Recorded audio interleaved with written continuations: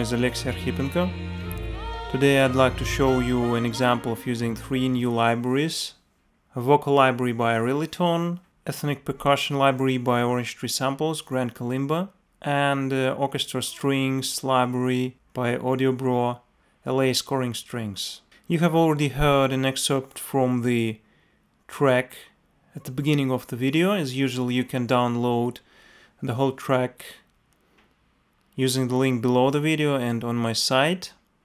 And also on my site you can find a MIDI file, PDF score, and download MP3. The track was originally created in Sibelius with 2 vocals, vibraphone, 2 violins, viola, cello, and double bass, then exported into MIDI and then imported into Reaper. Reaper is the new host that I'm showing the first time, and it is very close to Cubase that I was usually showing.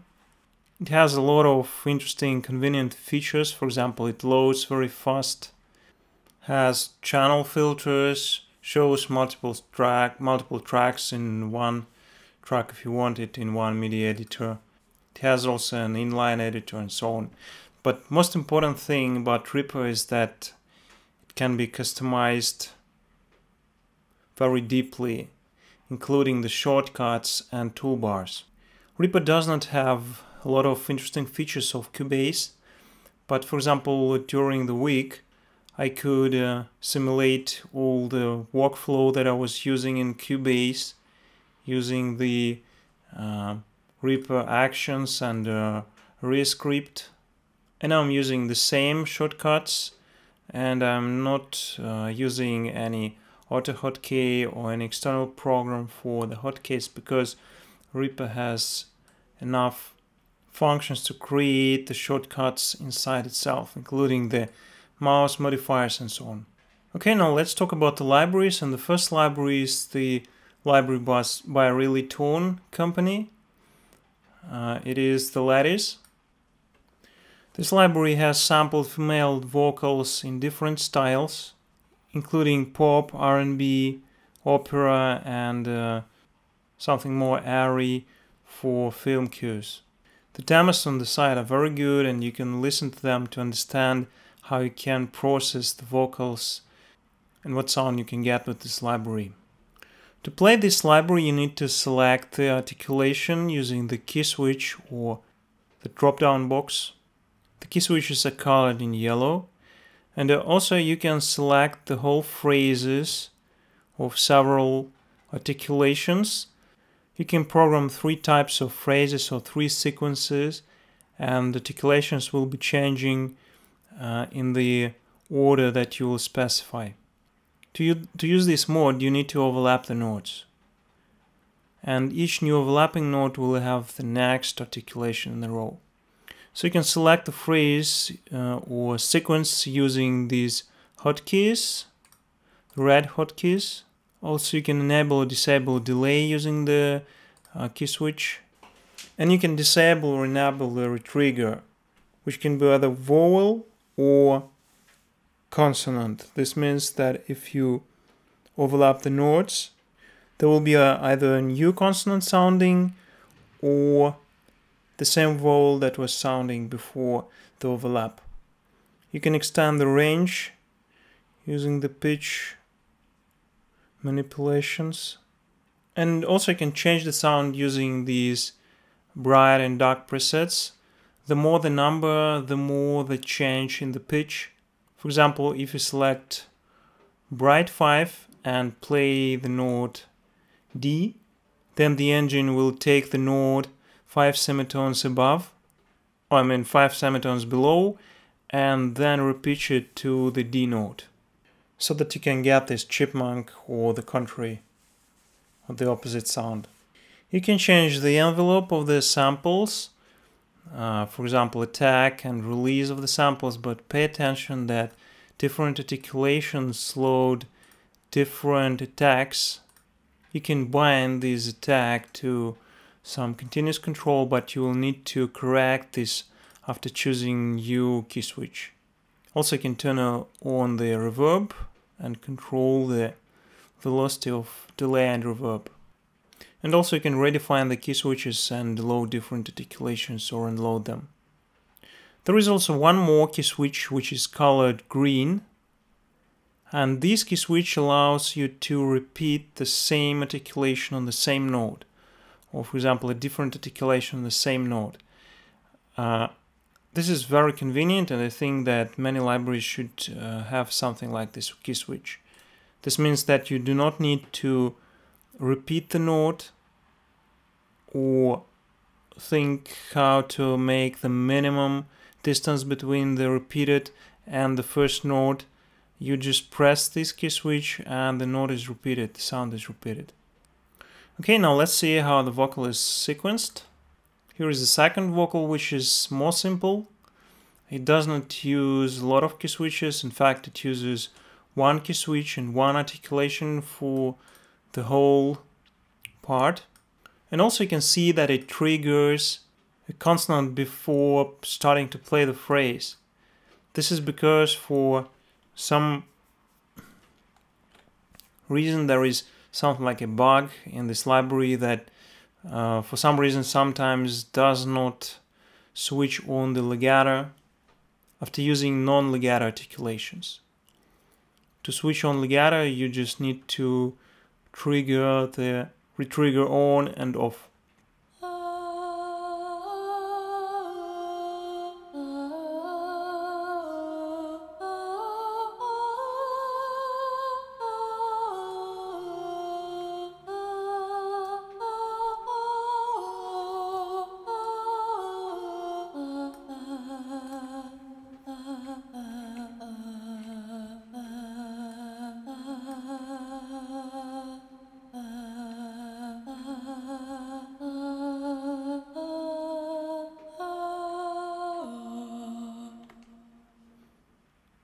You can see that sometimes I use legato and sometimes I use non-legato transition between the notes.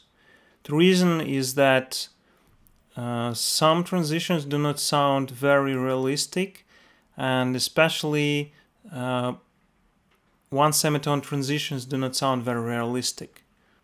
For example, this transition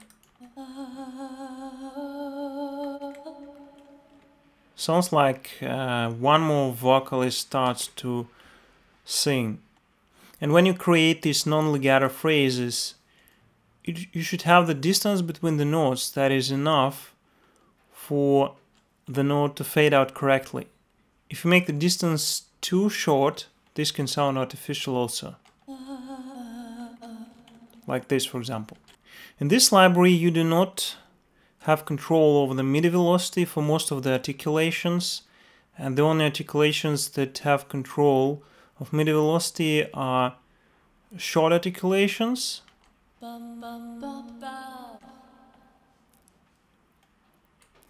and these articulations can be sharper with high MIDI velocity and more smooth with lower MIDI velocity, but the dynamics does not generally change.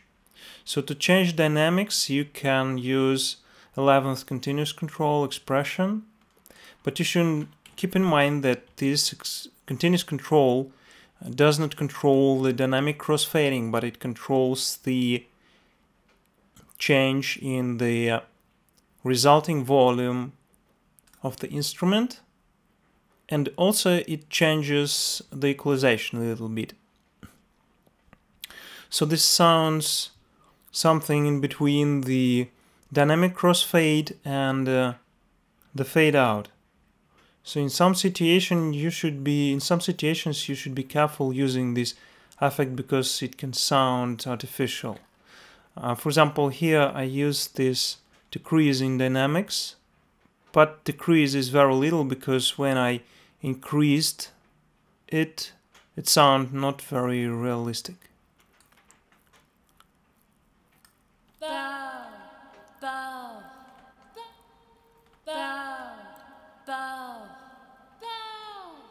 So it sounds like the vocalist is singing somewhere far away. So you can see that one of the problems of the library is that it does not have velocity layers and tries to simulate the dynamics with volume and equalization. One more problem in the library is that it does not contain round robins, so the repeated notes are exactly the same. For example, like here. You can hear that these both notes sound exactly the same. And the reason why I keep this like this is because there are a lot of more instruments that are playing at the same time and you do not hear this repeating.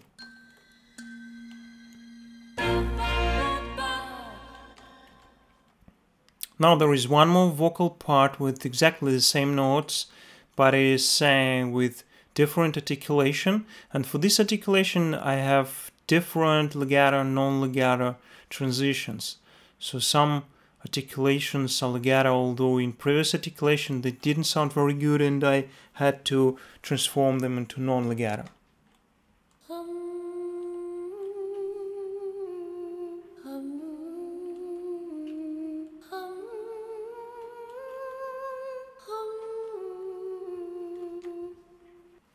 And in the end I have this combination of legato and staccato samples.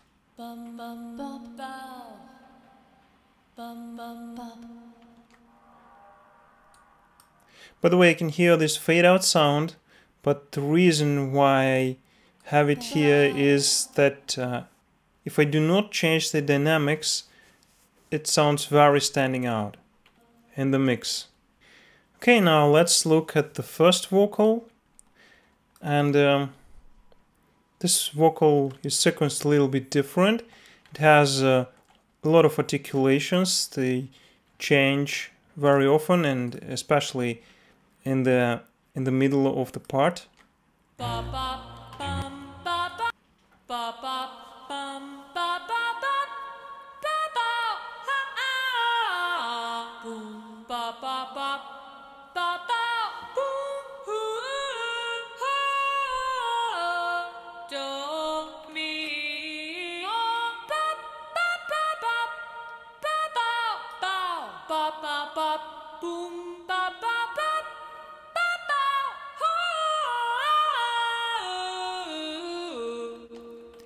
You can see that this legato mode is switching when there is not staccato articulation playing.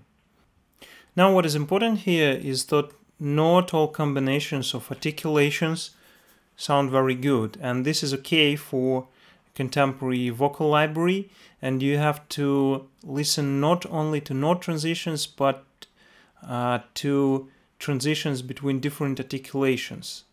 For example, for different notes and for different tempo and for different note lengths, different combinations of articulations can sound good or bad.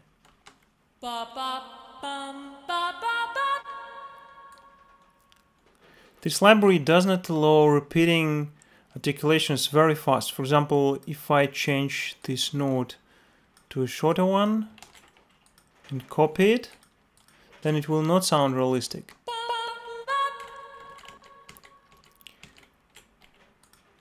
So for this sound I chose an articulation that has a consonant and then a vowel that is different. And to avoid the repeating sound in this case, I used a combination of two articulations the same time, the second time, which sound a little bit different from the first articulation. So this is a little bit different from this.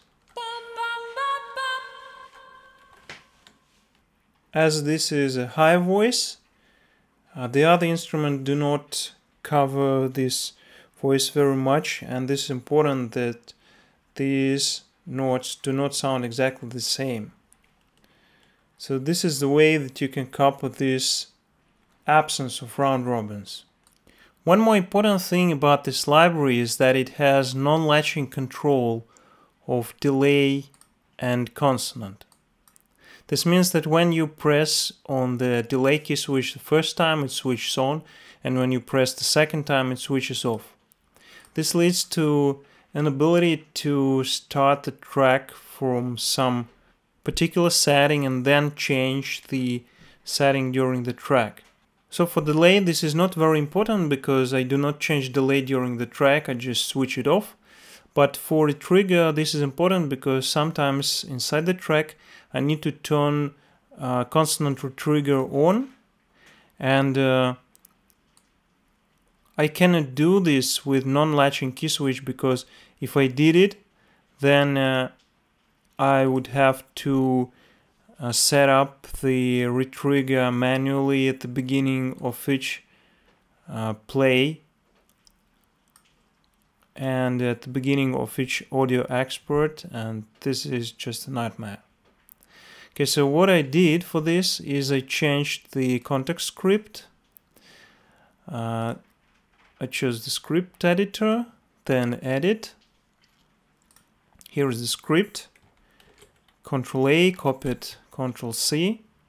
Then I pasted it into the Niels Lieber KScript editor. It is a very good editor for contact. It highlights the syntax and also shows the callbacks.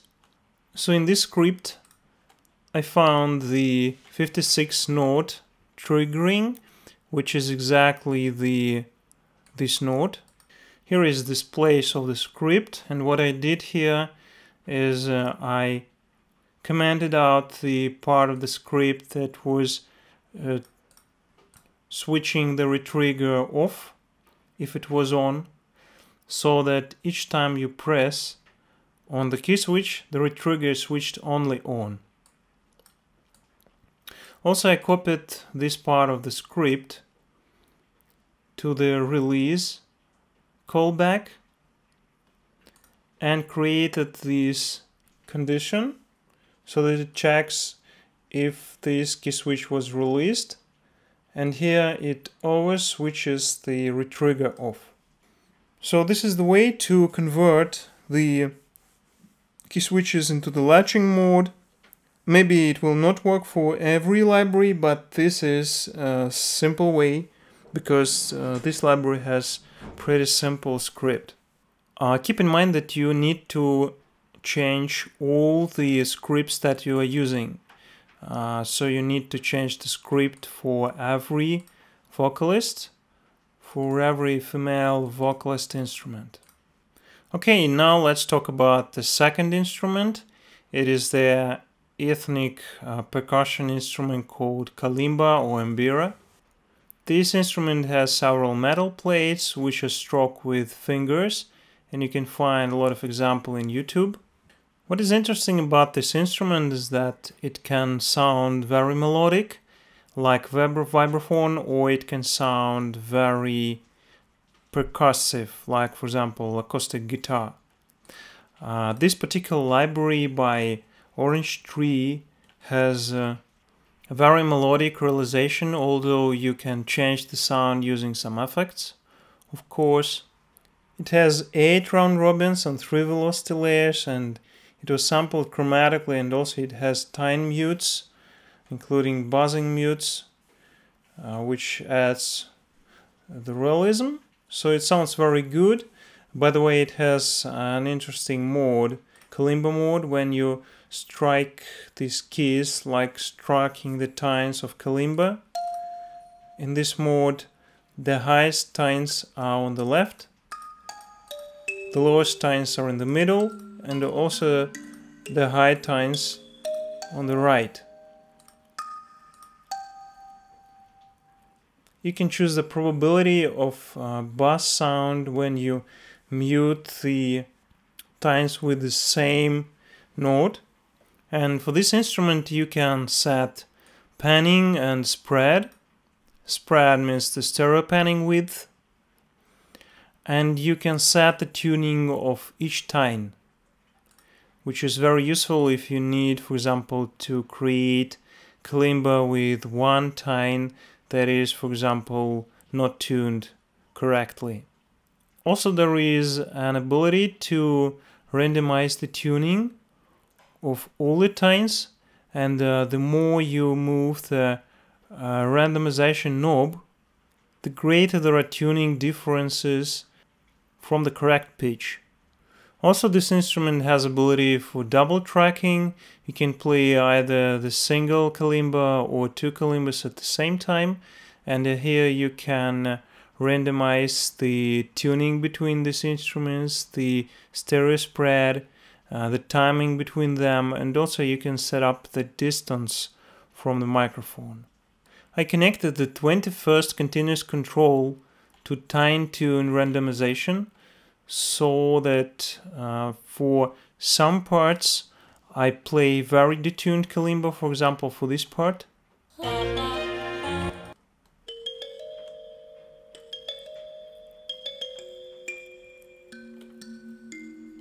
You can hear that sometimes, like for example this one and this one are highly detuned.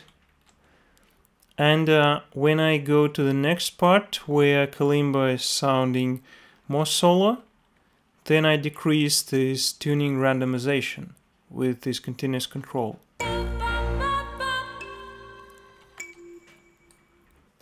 Also, I use double tracking with a little bit of different tuning and spread and timing between the both instruments. And when you set up these instruments, you need to understand how a person can play this instrument. So here you should understand that you can either strike 2 times with the same finger, and then your finger is moving from one time to the next time, and this way you usually strike the first time with more force, or for example the second time with more force. The other way to play is to alternate the fingers, and in this case also usually one hand is playing harder than the other hand, and to emulate this playing, I alternate between higher and lower MIDI velocities here, and I choose high MIDI velocities for the notes that are downbeat. But this is not always the downbeat of the measure of the tempo, and sometimes, like for example here, you can see that I set up high MIDI velocities for the notes that should be stressed in the melody.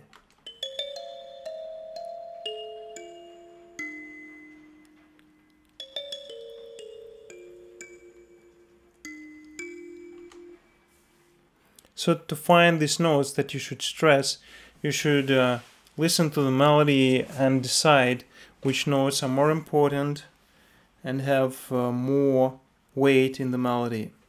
Also, when there are a lot of notes, a lot of short notes, I change the velocity gradually if there are many notes between the notes that I want to stress. In the end, there are a lot of repeating notes of the same pitch, and for these notes to sound realistic, I increase the difference between the middle velocities even more.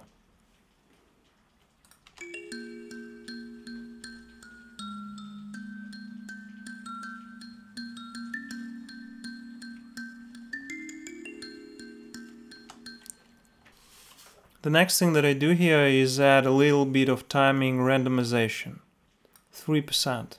Okay, now let's talk about the strings library. I'm using LA scoring strings in this track, and this library is known for flexible section sizes, pre-recorded divisi, and sophisticated randomization mechanisms while having true legato and good sound.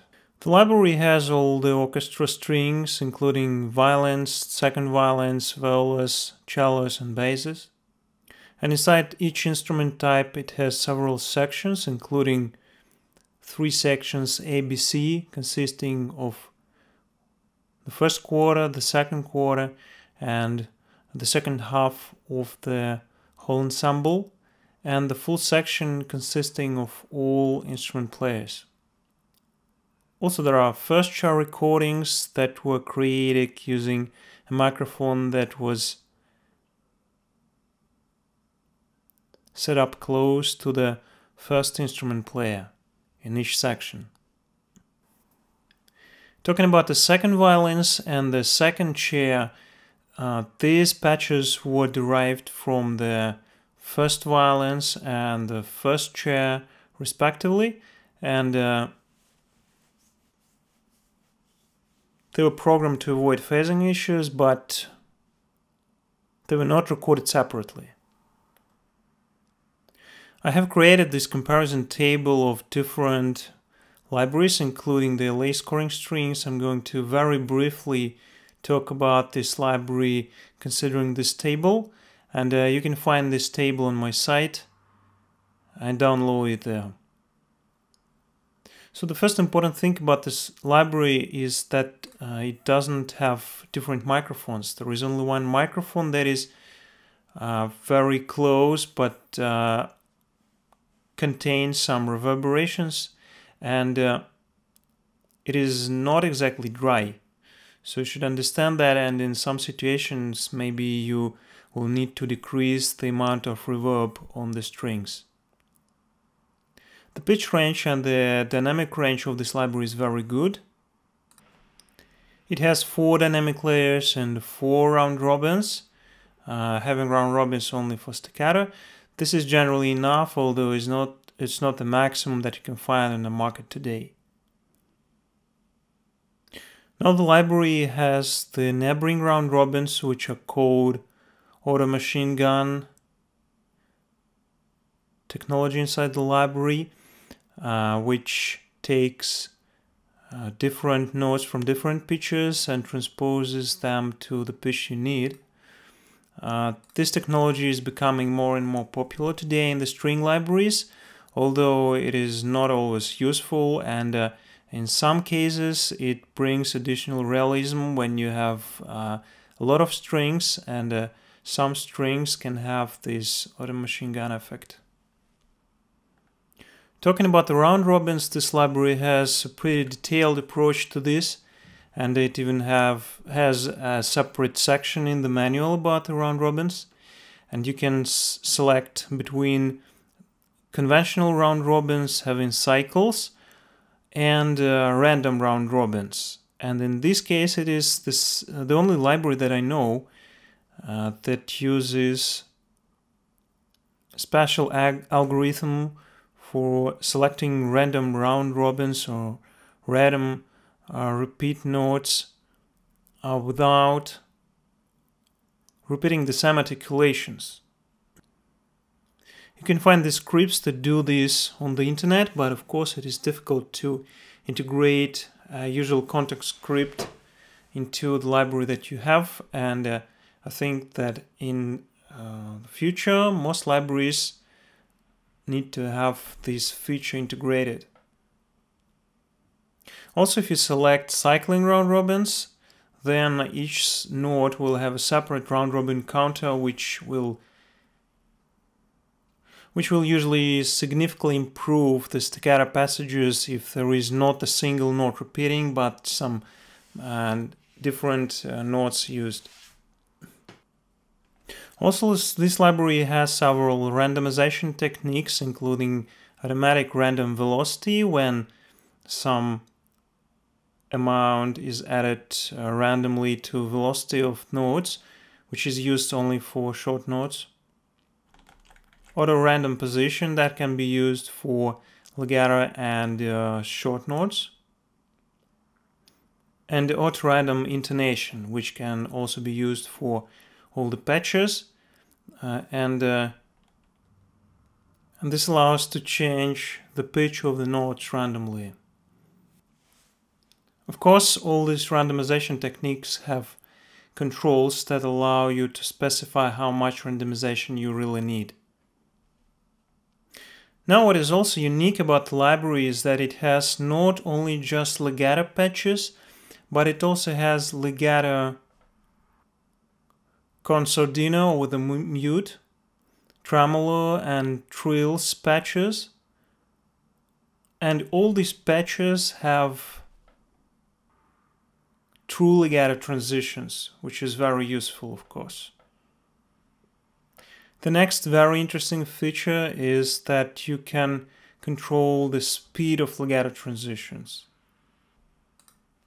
And this generally includes the speed control of portamento and glissando transitions. Talking about the articulations, you can find a very useful table containing the information about which articulations are included in which sections in the manual. And you can see here that, for example, you can see that not all articulations are available for all sections. For example, there are no glissandi in cellos and basses, and there are no non-vibrato patches for solo violins and solo string players. Harmonics are available only for full sections, and so on. So in general, what you get here is expressive legato, non-vibrato, vibrato legato, tremolo, trills, and that is all legato.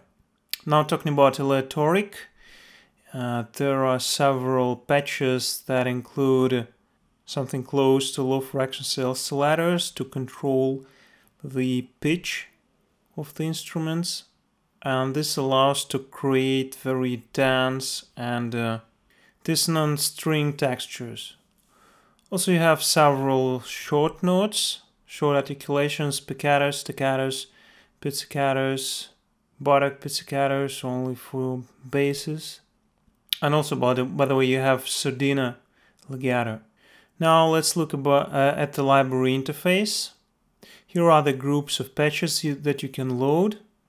And for example, if you open legato sustains, there you can see several divisi, several sections for each instrument type. For example, for violin you have first chair, A, B, C, and full section. And the same section selections you get in each of the group of the patches. Legato patches look like this. There are several tabs that you can select below, and also in each tab there are also sub-tabs that you can select using this little triangle above.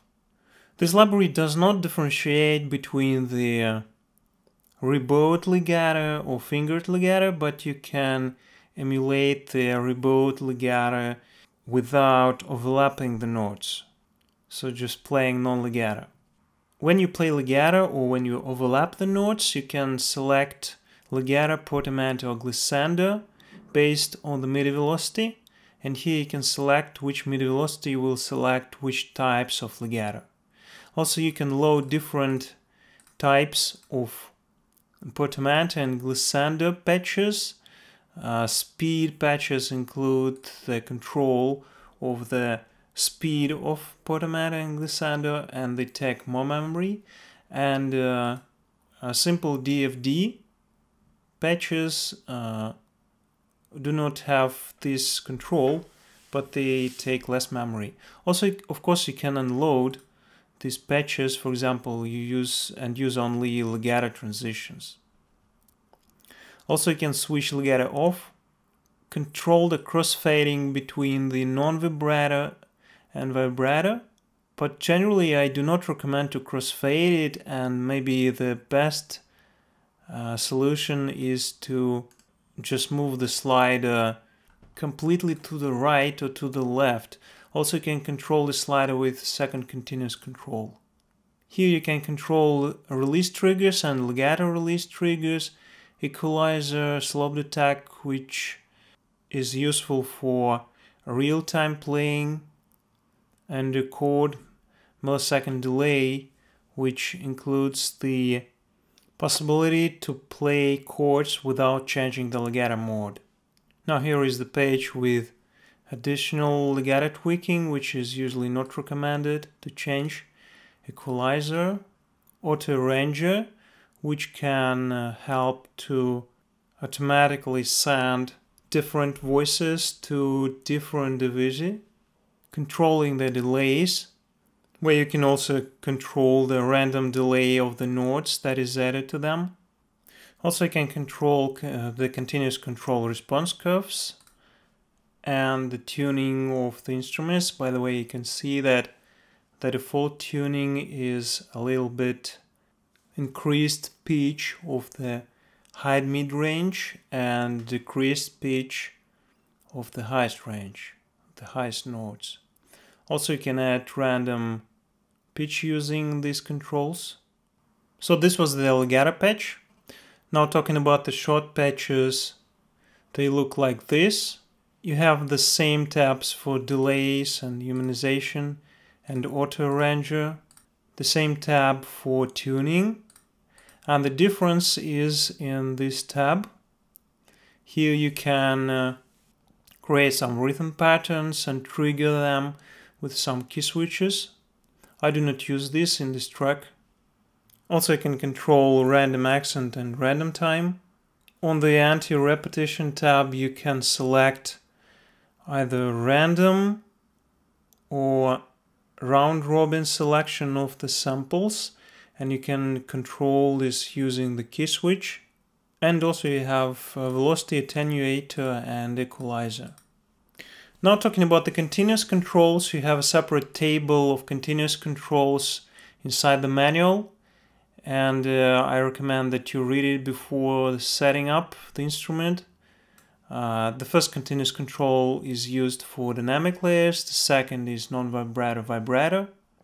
The 83rd continuous control controls the speed of portamanters and glissanders and shortens the releases of all short articulations, and all the other continuous controls are less important, and they control different aspects of the algorithms, the auto arranger, the volume, and the things that usually not use, maybe use not so often, like some repetitions, tunings, and so on.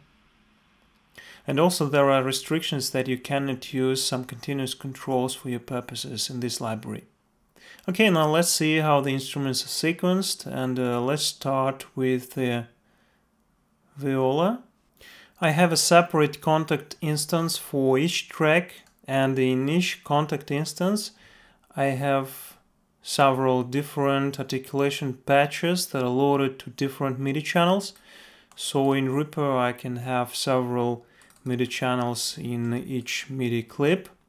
For example, here I use a mix of legato notes, which are red here, and different short notes that have different color, and it sounds like this.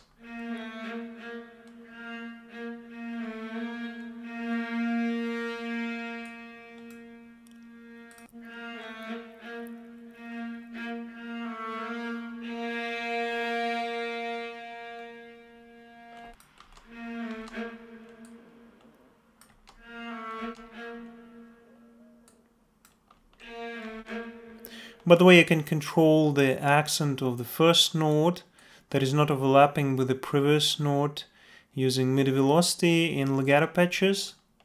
And then you can see that the second note is overlapped, and using MIDI velocity you select either finger legato or glissando or portamento.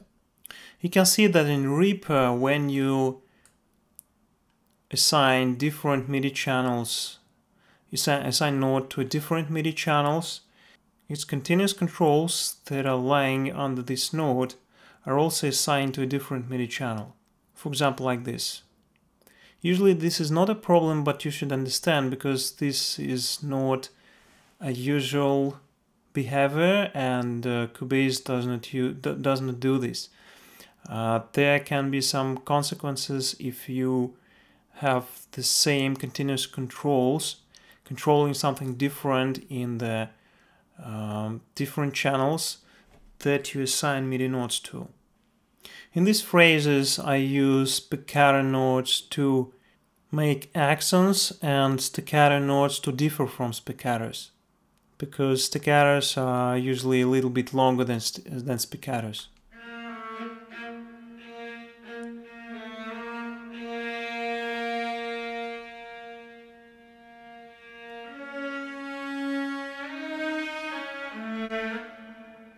Here is a portamento.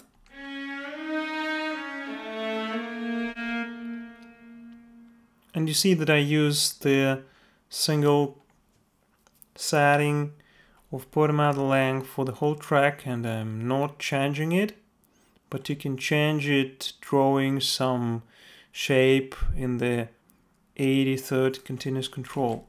Now here are the phrases created only using the short notes, and here you can see that I add accents to the downbeat notes and to the notes that I want to stand out in the melody. Also, you can see that I add less accent for the notes that are high in pitch, because they already are louder.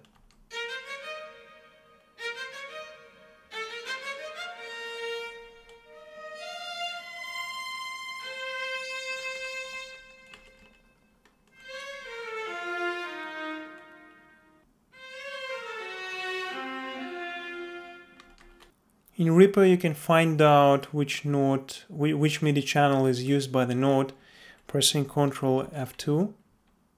This note is using 16th MIDI channel, which is assigned to the tremolo. So this is a tremolo with continuous control, crossfading, different MIDI velocities, different dynamic samples.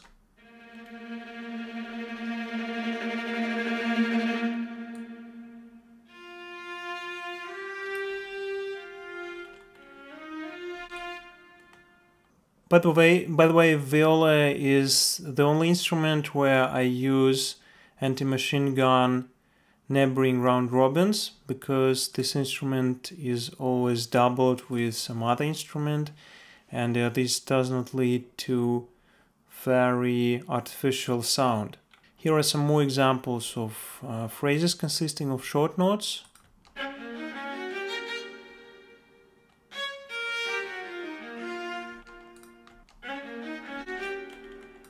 And you can hear that some spiccato samples can be significantly louder than staccato samples.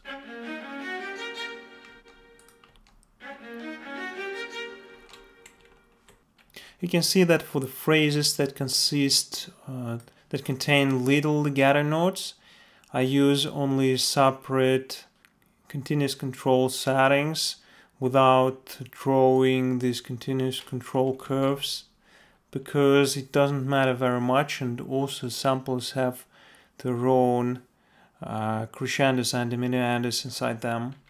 Also, I switched to non-vibrato samples here, and I switched to exactly 0. You can also check this value in Ctrl F2 event properties. And then I return to vibrato samples also with the maximum value. So I try not to mix vibrato and non-vibrato, because this often sounds like several sections playing at the same time, vibrato and non-vibrato. Now let's look at the first violins. Here are several legato phrases.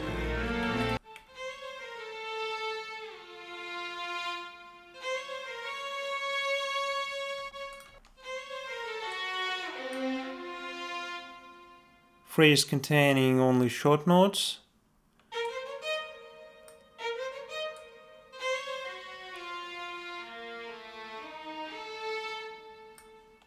And now there is a long trill note that is crossfaded dynamically. And talking about the trills, you should know that in this library, trills are created using the single note. And before playing the trill, you have to select the scale. For example, C major scale, C minor scale, and so on. And also you can select half-step scale, which I have selected. So I needed just the half-step trills. And after you selected the scale, you can play the trill using the note. So here is the scale selector, and here is the note that triggers the trill itself.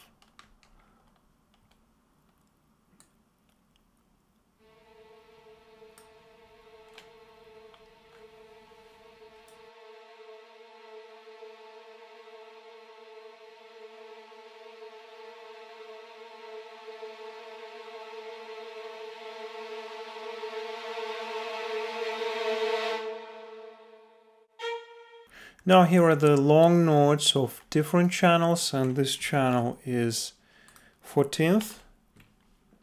And on the 14th channel I have aleatoric sordina violence. This is the patch that creates very interesting sounds usually used for film scores. And these sounds are controlled using these pitch controls, modulation intensity, and everything can be bound to different continuous controls, and you can change this. And the general result of this is that you press a single note, and then this note is played by all the three divisi, but all divisi use different pitches, and these pitches are modulating a little bit with a different speed and a different depth of modulation, and you can control general depth of modulation intensity, which is applied to this depth, and pitch difference, which is applied to this pitch. And this creates dense and dissonant string textures. So first I create this texture with high notes, and then I add lower notes at the same time playing with the first violin, and you can see that it is not so very much realistic. This is more like sound design, because to play this you will need three large sections of the first violins, but of course it is usually not used. But just for the sound design, this effect is okay. It sounds like this. You can see that I change only the dynamics of these notes.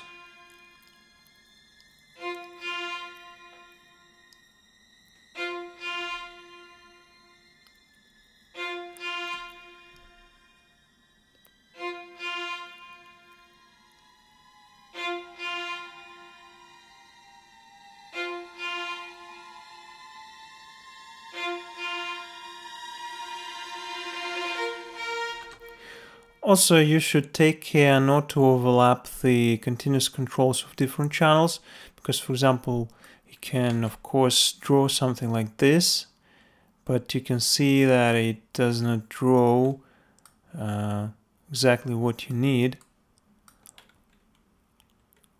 So it overlaps these continuous controls, and the result is often can be often very strange.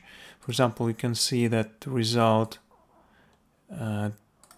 does not change the 16th channel, but when you play you can hear that there are some changes, and also visually you cannot tell what is happening. So the best way, I think, is not to overlap these channels, and if you need to overlap them, then the best way, I think, is to create different tracks and to set up continuous controls for different channels and different tracks. The second violin is set up exactly like the first one, and the cello, let's look at the cello.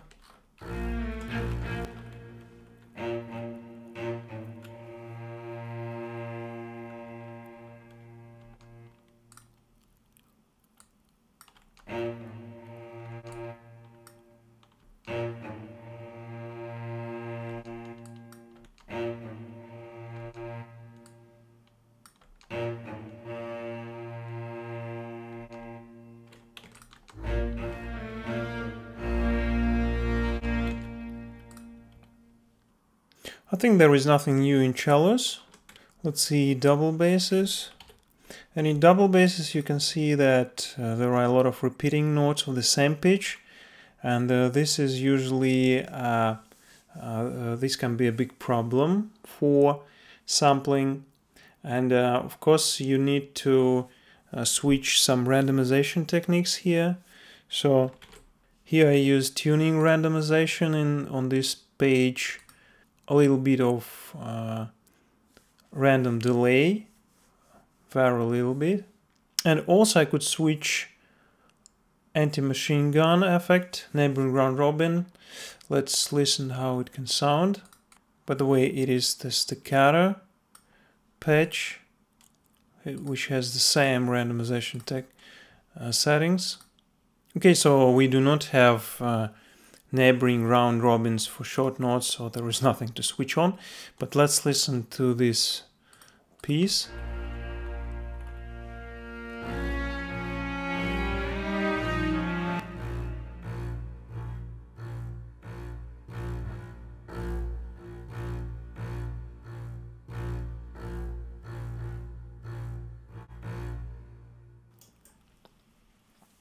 You can hear that I use a lot of MIDI velocity changes to avoid the effect of repeating the same notes, the same articulations, because the first thing is that different volume of sound sounds differently, and the second thing is that different MIDI velocity lead to different MIDI velocity layers.